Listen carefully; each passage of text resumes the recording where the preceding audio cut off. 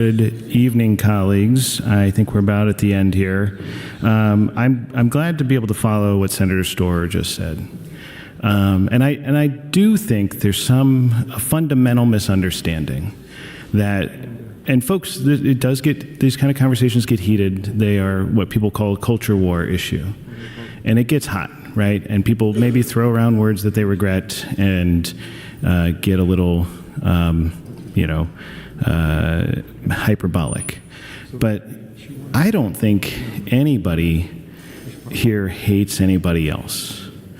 I think we all have disagreements, and I think that there are a lot of other things.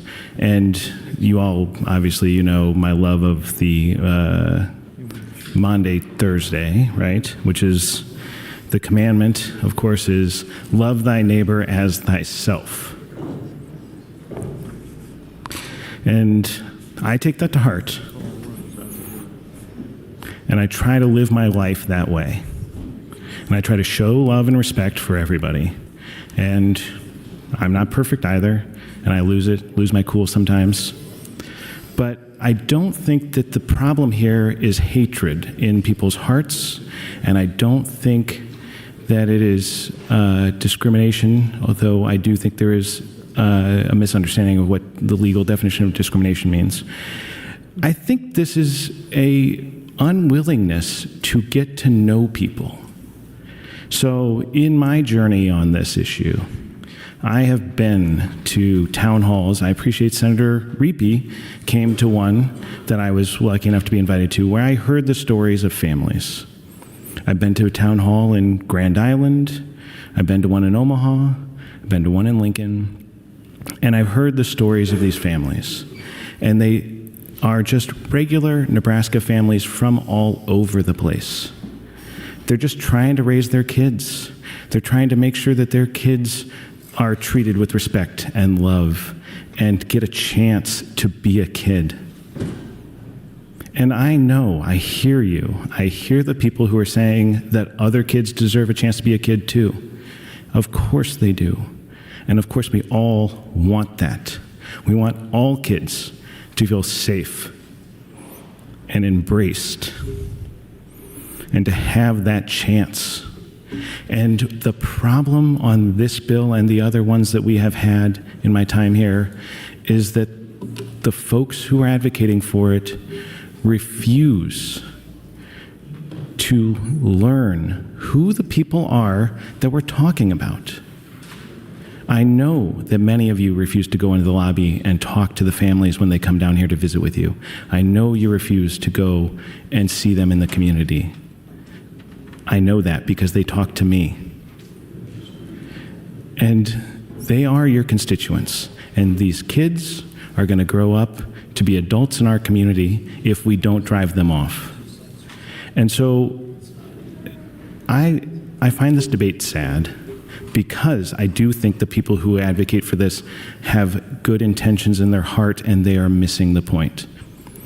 And that the thing you need to understand is that while you may think you're doing the right thing, it comes at a cost. The cost is the pain and suffering of these children, the pain and suffering of these parents.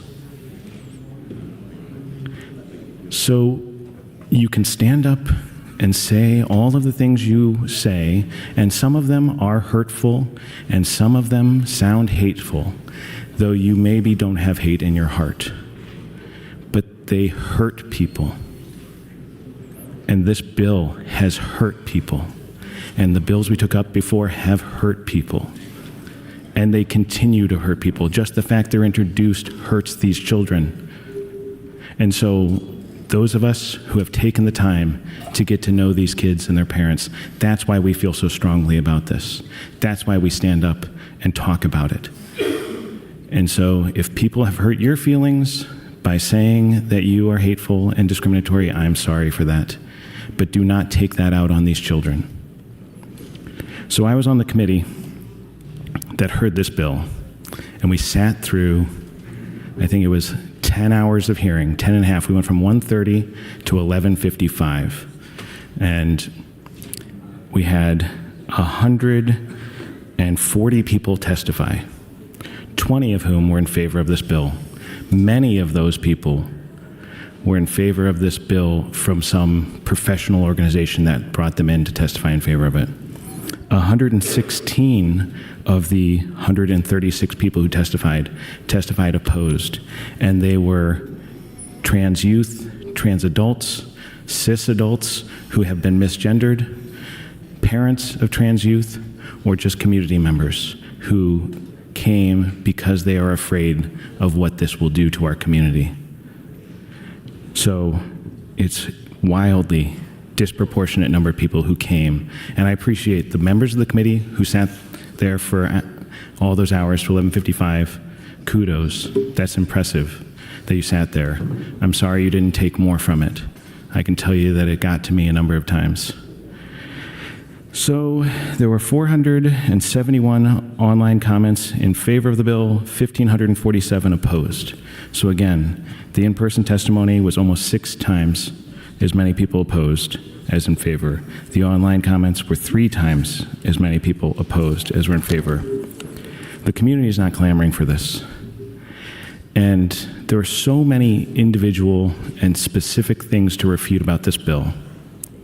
There is nothing about how this should be enforced or it will be enforced. It will lead to vigilantism. And the doctor's note signed under the authority of a doctor we don't know what that means. All we know is that a doctor has to sign something saying that you're a boy or a girl.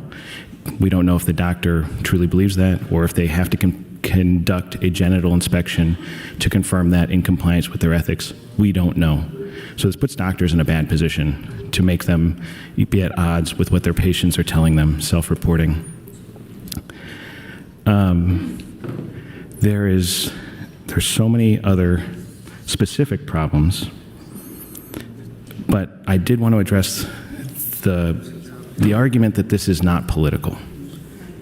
The idea, this is a policy question, but the fact that it comes back repeatedly is political. People want to use this as a cudgel. They want to beat up on individuals who stand up for the rights of the marginalized, and they want to attack people for it. We just saw it this last week in the city of Omaha election, where the mayor, in desperation, clear desperation, went to this well to attack the now mayor-elect. And it didn't work, obviously. But people want to use it for politics. The treasurer of the county, Douglas County, former police officer, nothing to do with this issue, and yet it was the closing argument of a 3-term mayor. So do not tell me that raising this is not political.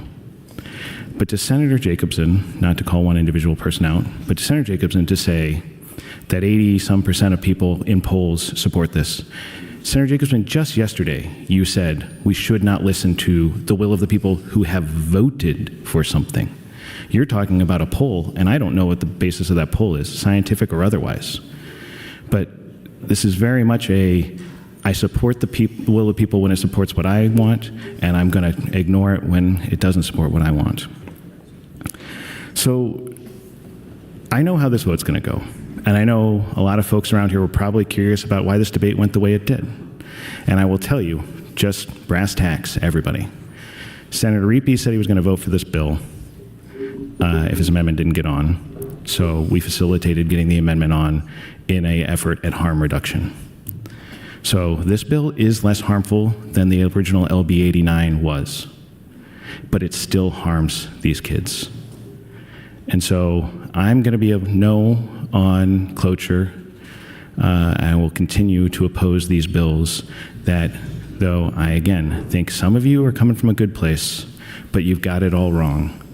This hurts kids, and it is not accomplishing the goal that you want. So I would encourage your red vote on cloture. I'd take your green vote on bracket.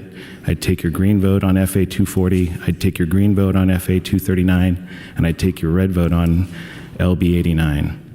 But just the fact that folks have said this is coming up again and again, no matter what, means that people are not serious about this issue. They just want the issue to talk about.